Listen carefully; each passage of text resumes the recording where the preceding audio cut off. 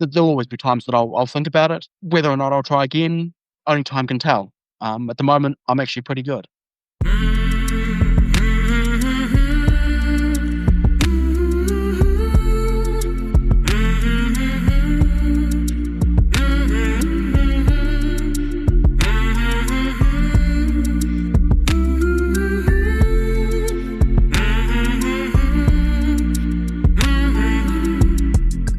Hey there, my name is Sean, and this is Suicide Noted. On this podcast, I talk with suicide attempt survivors and chronic ideators so that we can hear their stories. Every year around the world, many millions of people try to take their own lives, and we almost never talk about it. We certainly don't talk about it enough, and when we do talk about it, many of us, most of us, talking, listening, and everything that happens in between, we're not very good at it. That's a problem.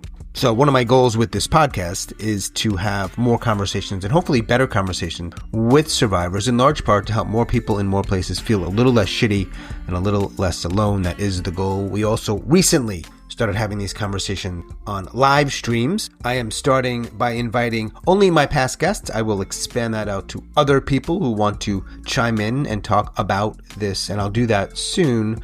Right now, the main place those videos can be seen is YouTube. We have a new channel, or new-ish channel, so I will put a link there if you want to subscribe or check it out. They are in addition to what you hear every Monday on this podcast. Now, if you are a suicide attempt survivor or ideator and you'd like to talk, please reach out. hello@suicidenoted.com. I'd really love to talk with you. Shoot me an email. We'll get that combo started. And in the show notes or in the podcast about section, you'll find a bunch of things there, including our membership, podcast training, and some other cool stuff. So check it out if you're curious, if you want to support. But however you are involved, you support, you listen, whatever that looks like, I really do appreciate it. And I should also add, every week on Spotify, there is a poll I release. They are all, or most of them, are still live. You can respond. I'd love to hear from you. This week's poll isn't really a poll. It's about a memoir for my guest this week, who I'll introduce to you in just a moment. But first, please know, on this podcast, we talk about suicide. My guests and I don't typically hold back, so take that into account before you listen or as you listen. But I do hope you listen, because there is so much to learn. And today, I'm talking with Kieran. Kieran lives in New Zealand, and he is a suicide attempt survivor.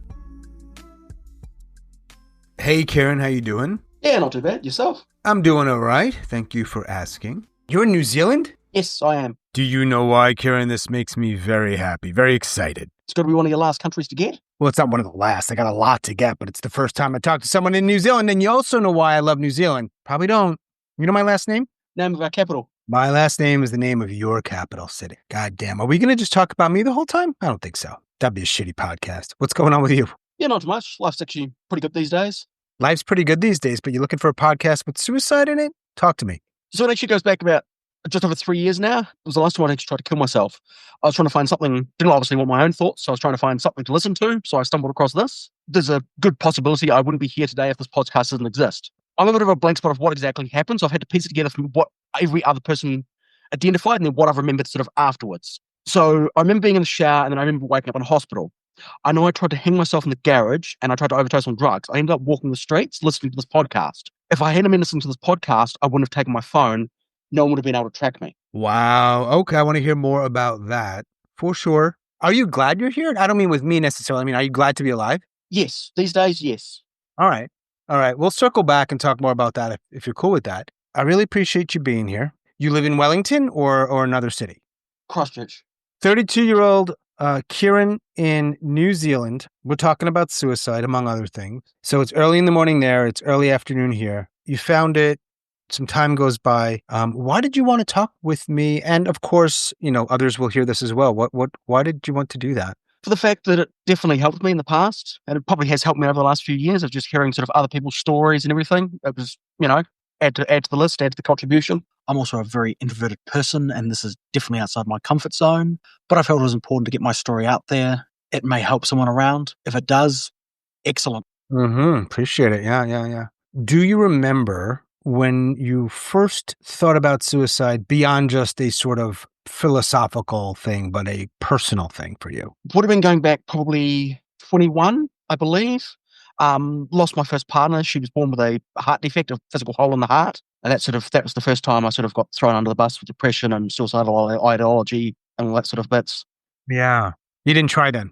No, I'd seriously considered it, but I never tried until about a year later. Before I want to ask you about that first attempt, I'm curious about something. And if you've heard the podcast, I tend to ask this question, among others, is what stopped you? Means didn't exactly know how. I think was the only thing that really stopped me.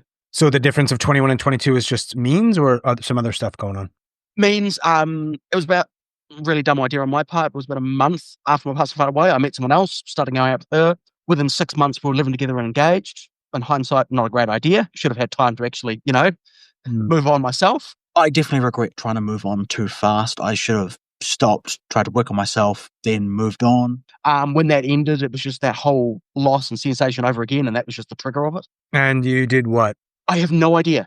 I know I headbutted the fridge, and I'm missing about 2 days. I remember waking up in hospital, and I have never been able to piece it together. I remember waking up in hospital with two mismatched shoes, broken glass in the kitchen, and a very sore head and a dent in the fridge. Apart from that, I've got no recollection. Never able to piece it together. No one could help you. Were you living alone, so no one was around to know what might have happened? I was living with my ex-partner, but she wasn't around at the time. So from presumably like walking into the kitchen to waking up in a hospital 2 days later, it's blank. It's completely blank, yeah. And you don't know how you tried then? No, I've got no clue. I know for me, I was definitely trying, but I have no idea what I did or how. What did do you remember what, this is about 10 years ago now, right? So what did the hospital staff say to you? Like, what was the damage? Minor concussion was about the only damage. But then the dent in the fridge was the only other of the clue that I've got. So wait, hang on. Now you might have a hard head. I don't know. But a dent in the fridge, doesn't come easily. That doesn't happen. I've been trying to piece it together for a long time, and I've got nothing. Wow. So what happens when you get out of the hospital? You just sort of go back to life? Yeah. I probably struggled with depression for probably 10 years after that, up until my last attempt. When you say you're struggling with depression, what does that look like? Because that really can mean so many things for different people. Is that you're working and hanging out with friends and feeling a certain way, or bedridden, or somewhere in between? For me, it was more the like sort of spiraling depression of, well, I wasn't right. I was constantly thinking about harming myself or killing myself, but I was just carrying on with life and pretending nothing was wrong, and just trying to hide it from everybody. Did it work? Yes. No one really realized. Yeah. To this day, quite a few people still don't have a clue. Yeah, it's amazing how good we can get at hiding it, right? Oh, yeah. Are you, what are you doing to cope? I mean, whether it's, I don't know if the word is cope, because it could just be taking medication prescribed by a doctor, or it could be drinking every day. Like, what gets you by? The best way I found, I tried health systems in New Zealand, and they're crap. They're absolutely crap. I actually met someone over in the States who sort of had a similar backstory to me, and sort of once a week we have a conversation, and it works. It's just that same thing as, pronounced drug addicts of a support system, that support person, it does help, it does work. Yeah. Different solutions for different people, but if it works. When you say the health systems in New Zealand are crap, I mean, did you try to go and see certain doctors or check yourself into a hospital? What was that? What did you do? I tried to go through the doctors a couple of times. They'd give you sort of antidepressants or something, and then you'd run out in 90 days. You'd have to try and go back, get another appointment. They'd try and change them. They'd try and put you through therapy. The therapy here is terrible. You have a 30-minute session for 6 of them. Once that's over, that's all you get. You don't get any more. During a once-off counselling session, which I won't go into due to the fact it involves another person, the counsellor was absolutely certain I had ADHD. He recommended I go through the doctor for proper testing and even sent a reference letter since he wasn't legally able to diagnose me himself. I went through my GP, explained everything. He agreed that it was highly likely. He referred me for further assessment. About a week later, I got a call from the clinic telling me they weren't taking on any new patients because the system was overloaded.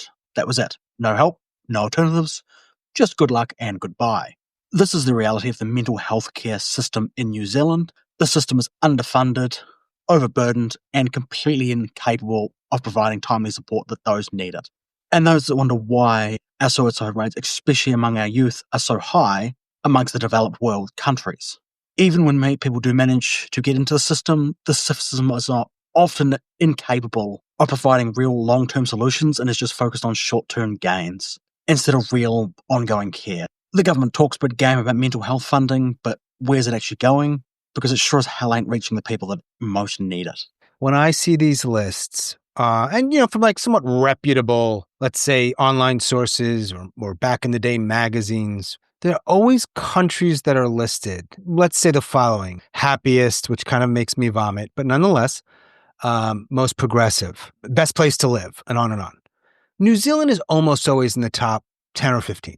It just makes you wonder what the fuck is going on in some other countries that are like middle or lower. And like, do they get nothing happens. You know what I mean? So you had 6 appointments for 30 minutes. That's astounding. So in your 20s, at 21, you almost attempt, you lost your partner. At 22, you do attempt after a breakup, but you don't have much memory of it. You're dealing with depression throughout your 20s, and mostly you're not getting help for it. Mostly nobody knows about it. Okay. What else is happening in your 20s? And this could be like kind of like, were you working? Were you a student? Something else? No, I never studied. Dyslexic, so studying was never for me. So I just carried on working. Ended up becoming a manager. That put a lot more sort of stress on me as well. Dating? Yes. Because and I asked that mainly because the 2 instances you brought up, there were relationships or a relationship happening. As you're dating in your 20s and navigating the depression, I don't know, how would you characterize those years with women, so to speak? I was definitely struggling more when I was in a relationship. It felt wrong, for lack of a better word. Tell me more. I'm curious if you can. What do you mean it felt wrong? I don't know. It felt like I was sort of dishonoring my first partner's memory by trying to move on. You still feel that way? Somewhat, yes. Starting anything new, it's always, those first couple of months are always difficult. It always just doesn't feel quite right. Yeah, I can't imagine that kind of loss. Just can't. Must have been brutal. When you're a young guy. I mean, you are now, but you were obviously younger then. That's how time works. All right. So 22, you had an attempt. I know 3 years ago, it would have been, 29, you had an attempt. Were there others during your 20s?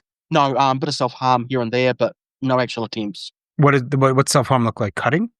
Yeah, mostly cutting. Nothing to the point where you were hospitalized or? No. Did you ever, and so you're not really getting help for it. You mentioned it. The health system wasn't good. No. I found my own way of getting help here. The one, the person you talked to in the US? Yes. Yep. Oh, okay. How'd you find him? Curious. I ended up streaming for a couple of months. He was also streaming at the time.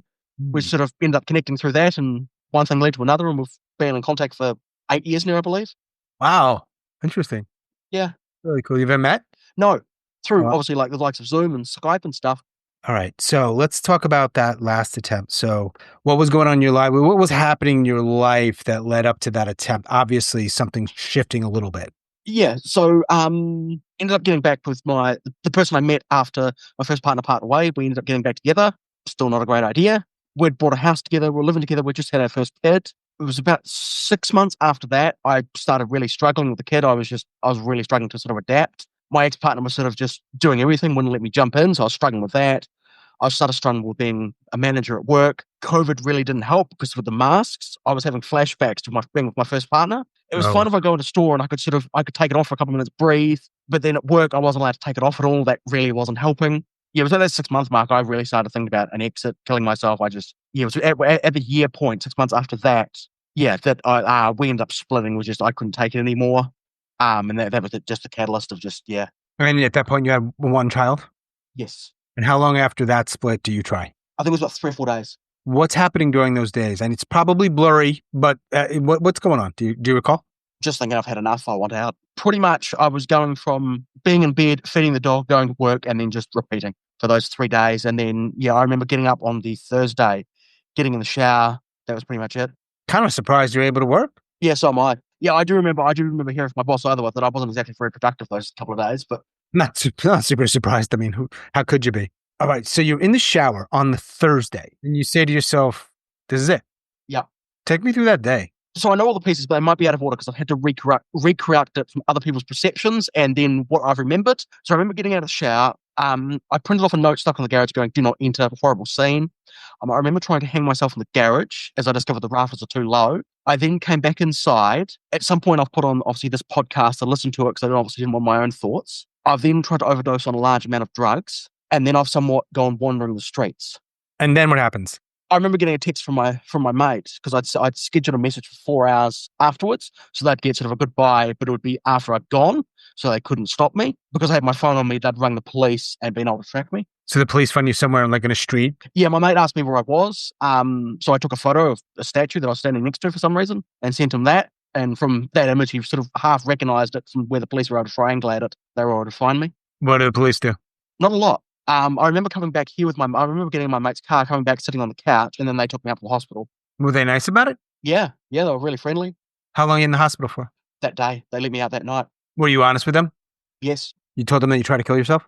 Yep. Because I know I was late for work, so I had to say I must have ended up in the hospital about 4 p.m., I'm guessing. So I was released 1, 2 in the morning, so I was probably there for about 12 hours. Go home. Yeah, pretty much. It was the guy from Crisis Resolution. It was probably the most helpful. He was just extremely direct. There was no beating around the bush. He was just extremely direct. He pretty much asked, if I let you go, are you going to try again? I said, probably. He said, are you sort of any means or stuff in the house? I said, yes. He asked if it was all right if my mate sort of got rid of them, disposed of them. I went, yeah, go for it and let me go. He's like, holding you here is not really going to change anything. Interesting. It worked. Well, you haven't tried again? No. I mean, like, I would imagine that night or the day after or the weeks after, nothing too different is happening in your life, which includes inside of Kieran, your brain, your soul, whatever else.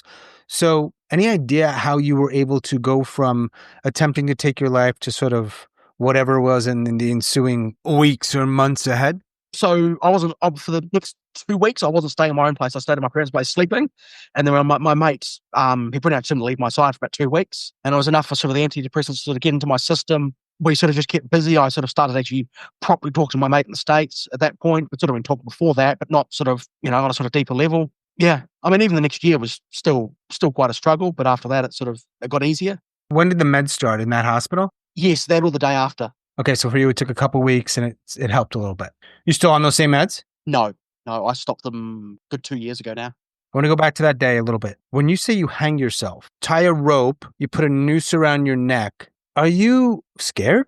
Are you focused? Are you numb? I definitely wasn't feeling a lot. I was definitely numb. I just wanted out. I jumped from the stool and discovered I could still touch the floor. Makes it really hard to die. It does, yes. But you weren't done. When you say you took some drugs, was that prescribed drugs? Yes. Antidepressants, anti-anxiety, and I think anything else I could find my hands on from memory.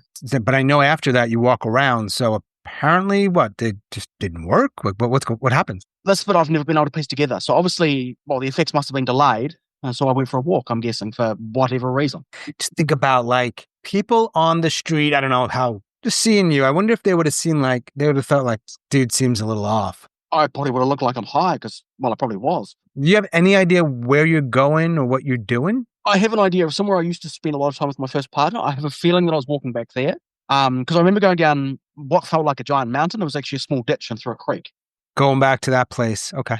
And at some point, friend, statue, phone, hospital. In the years after, since then, I know that you were on meds, you've been off meds. How are you? Do you ideate with any regularity? You thinking about it? What's that? Like I'd say I'd never be truly cured.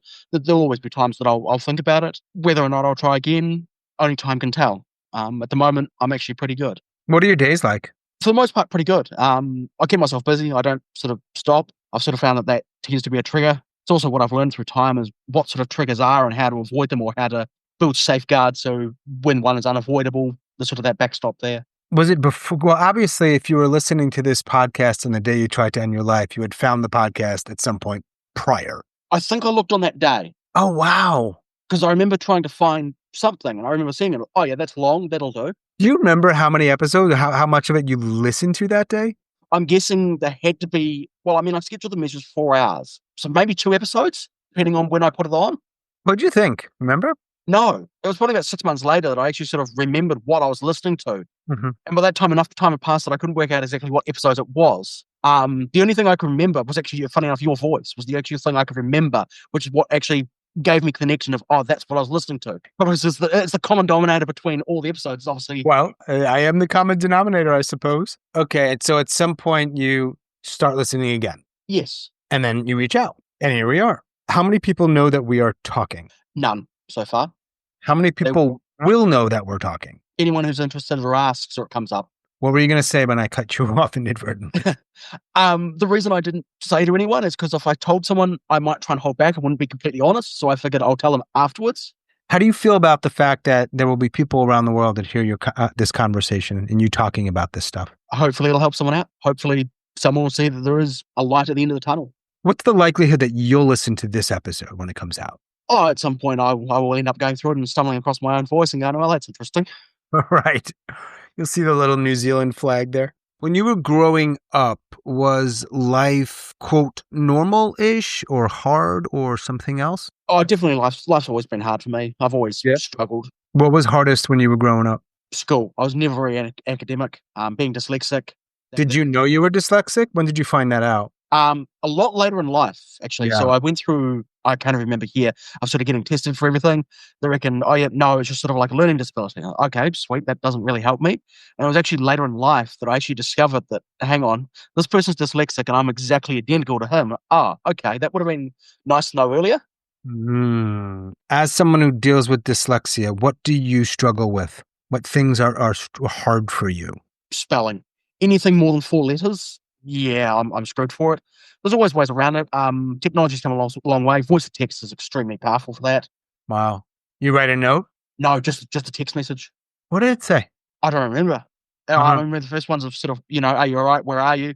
I didn't reply, apart from the photo. And that's when they got hold of the police and went, yeah, we need to track him. Since the attempt, you don't see a therapist. No, here, you've got to pay for them and they're rather expensive. You can go through your workplace, which you get 3 1 hour sessions, which is better than nothing, but not great. Or the one through what is called Pegasus here, which is the, 30-minute session, 6 of them, and then there's the door. Good luck. Man, that's brutal. Yeah, God. So I know you have somebody you talk with who is in the United States, and you mentioned a couple friends. How many people do you have where you can talk to about this and not really hold back without there being problems or consequences or all that stuff? Yep. Definitely my mind in the States. There's nothing off bounds. We're each sort of judge that if we reckon the other person is in danger, we've got contacts in the other country that we can get hold of people there and go, hey, you need to sort of step in, which does sort of help. It means we don't have to hold back. We can just, they go. And my mate that's actually become my flatmate now. If I did really need to, I could definitely talk to him as well.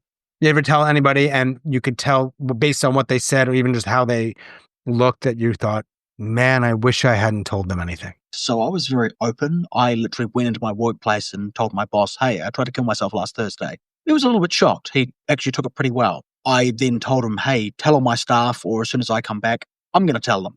I discovered pretty quickly people start treating you differently. They start very much considering their words before speaking, which is slightly frustrating. I imagine you did not need that. No, I knew that I was going to get it coming in. I thought, I'm not going to try and hide this. I'm just going to tell everyone the truth. Are there any days or moments in which you wish that day a few years ago it turned out differently and you were not alive? Oh, definitely. Probably the next year afterwards. So the next year afterwards, you're thinking that way and you don't try. I definitely thought about it. I definitely near a train track. I thought about jumping in front of a train. The problem with that is obviously then I'm just passing my pain on to the driver of that train. That wasn't an option. I thought about putting my head on the table saw, but I knew from experience that my mate doesn't respect notes on doors. He would have just come in anyway, and then that would have passed it on to him. That kind of thing. It means I didn't want to leave anything for anyone. I sort of wanted everything sort of nice and tidy. I didn't want to sort of pass my pain on to anyone else. So that was the sort of the thing that stopped me for that year. Mm-hmm. If I would have asked, I'm going to pick an age or a couple of ages, let's say 12-year-old Kieran, or even let's say 20-year-old Kieran, because that was much closer to the attempts, obviously. You're going to end your life, try to end your life one day. Do you think that would be, how do you think younger Kieran would have responded to that? I honestly don't know. I don't know if he would have seen it coming. I don't know. There was always a part of me that felt differently to everyone else that just, I honestly don't. I don't know. Is there anything on the day of that attempt that someone could have done or something someone could have said that would have prevented you from trying? No, I honestly don't think that anyone could have really done anything. Yeah. I think if they had taken away, one item I would have tried with, I would have had another. You were on a mission, so to speak, that day. Yes. I know you said you stay busy. What do you do that is good for you? What helps? I keep working. One of the things that I discovered that when I start struggling is if I start working a huge amount and start overworking, I know that I'm starting to struggle and it's time to sort of try and find something else. I took up woodworking. It was something physical that I enjoy. The likes of paintball, I did that for quite a while. So just, different hobbies, anything sort of physical that just sort of keeps me moving. Pink and purple pill, Kieran. You've heard this question, right? I have, yes. Let me just tell it again because some people who are hearing this might not know. I give you a pink and purple pill. If you choose to take it, you go to sleep, no pain, you die. Nobody knows it's a suicide. But Kieran is gone. You can do it right now. You can do it tonight. You can hold on to it. You can get rid of it. I don't care. Do whatever you want. I care, of course, but it's your choice is what I mean. What would you do with that pill? Today, I definitely wouldn't take it. I definitely wouldn't even accept it. But I just think it depends on what day you offered it to me. Honestly, yeah. As of today, I wouldn't accept it. When you think about what you've gone through, dyslexia, loss of a partner, suicide attempts, depression, any myths or misconceptions you'd like to dispel? Nothing that actually I can think of off the top of my head. All right. You're 32. Sounds like, as we talk today, Sunday morning there, if I ask you, are you going to be alive, and I insert an age, let's say under 80 or 70, because that's when most people, you're going to be around to see that day, those birthdays? Hopefully, yes. You looking forward to it? I don't know. I definitely don't see that far ahead. I just try and take it one day at a time. Yeah. But hopefully, yes. Yeah. Hopefully, yeah. Do you ever think about, as you've heard this podcast, or perhaps other times, what your memoir title is, Kieran? I think you might be putting it a vote to the audience. I've got no idea on this one. Nothing. Nothing at all. Are you religious? No, not at all. Christchurch is just a fascinating name. I mean, it could not be more like explicitly sounding of a religious place. Like, it's just the most, not you. No, not at all. Didn't grow up that way. No, didn't grow up that way. My first partner was it was borderline cult religious. Okay. So that also very soured me on the experience as well of just seeing, how she sort of grew up and stuff. And yeah, no, definitely not for me. So when you die, whether it's by your own hand or not, what do you think happens? I think you're just gone. I think that's just it. You're gone. Let me share a few things with you, what I know about New Zealand as a average intelligence American. Want to see if you have any connection to them. I know it's a very pretty country. Everyone says that. Yeah. Okay. I know that I believe it is rugby is a very popular sport. Yes. And you have the All Blacks. Yes. Are you a fan of them? No. The only sport I've ever followed is paintball. I love it. So like a professional New Zealand paintball league? No, not at all. Who are the big New Zealanders that a lot of the world know of? They've got to be some, right? There's definitely everything I can think of is going to be sports related, which is definitely not my area of expertise. Yeah. The only other thing I can think of is obviously Lord of the Rings films. Yeah. Yeah, I've never managed to sit through them. Just too slow for me. Long. Yeah. This isn't like a loaded question. I'm just truly curious. Like, do you still listen to the podcast these days? Yes. Yeah. When you hear these conversations, is there ever something that you want me to talk about or ask that I don't? Perhaps a part of all of this that I just don't tend to bring up? No, I think you've got a pretty good rounded base for people to be able to answer and be truthful and get a decent amount of information. I'm glad you were able to share this stuff and feel okay about it or good about it. Circling back to the memoir, we're going to ask the audience, and they might come up with some good shit. Now, you don't have to do anything with that. You can just ignore it, or maybe you can write a best-selling book. I don't know. What's the rest of your day like? You got a whole Sunday ahead of you. I have no idea. I got sick yesterday, so I canceled my plans today, thinking I still wasn't going to be great. And now I'm fired and going to be bored, so it'll probably be out to the workshop. And Woodworking? Yeah. That's awesome, man. What are your views on the United States of America? You're definitely becoming more isolated than you should. Probably walking away from the backstage more than what you should. I'd say the trajectory the States is going is probably not a good look from the rest of the world's perspective. No. Yeah. Have you ever been to the States? No, not yet. I will do one day, but long flight, man. Long flight. Yeah, that's what I'm not looking forward to. Is there a particular place you might want to visit? Florida, where my mate is. Well, my mate is over in Florida. That'd be where I'd go. And also, I didn't ask you this, so I know that you split from your partner a couple years back. What, if any, is your relationship with your kid? So I've got two of them with the same partner. She was pregnant when we split. Not too bad. It spent almost 3 years through the court system trying to get custody. She just went, my kids, you're having nothing to do with them. So I spent 3 years going through our painful court system here to actually get custody. So now it's almost split, but not quite. So you see your kids somewhat regularly? Yes. 2 to 3 times a week, pretty much. Do you enjoy that? Yes. No, definitely. You like being a dad? Yeah. Yeah. Do you think it helps you stay on this earth? Definitely. It's something to look forward to. It's a reason to stay here. Mm-hmm. When do you see him next? Monday. Seeing the kids. Back at it. Anything else you want to add, Kieran, before we get back to our lives? A few months before my last attempt, a coworker of mine died by suicide. I actually had quite a lot in common with him. It definitely isn't one of my favorite subjects, but for anyone that's lost someone that's close to them, whether that be by suicide or anything else, One thing I've discovered is it never really gets easier. We just learn to deal with it better. We learn better ways of coping, better ways of surviving. This bit's for anyone that's out there that's struggling, especially males. We're extremely pig-headed, seem to think our balls are big enough and we can deal with everything on our own. We can't. It's all right to ask for help, whatever form that takes, whether that's talking to parents, friends, going to your local church, going through your hospital system or your counselling, whatever works, whatever solution helps. For example, 2 of my friends, I found out after my last attempt and all this came out, that they were both struggling as well in the past, but no one ever knew. If we'd been more open and honest, we could have helped each other through it. My co-worker who killed himself, he was another one that we had a lot in common, but it was never discussed. Granted, that is in a work environment and somewhat differently, but nevertheless, it was never discussed. If it was discussed, we could have helped, we could have done something.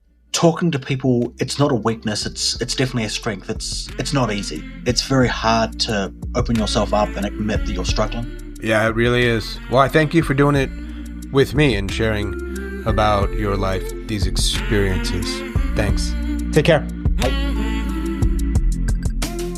As always, thanks so much for listening and all of your support. Special thanks to Kieran in New Zealand. Thanks, Kieran. If you are a suicide attempt survivor or chronic ideator and you'd like to talk, please reach out. I'd really love to talk with you. It's hello@suicidenoted.com. Shoot me an email. We'll get this conversation started. If you listen on Apple or Spotify, rating and reviewing the Suicide Noted podcast helps people find it. It really does. So if you can take a moment wherever you listen, that would be great. Thanks. And don't forget to check out that poll on Spotify. I'm loving that. Would love to hear from you there as well. And that is all for episode number 268. Stay strong.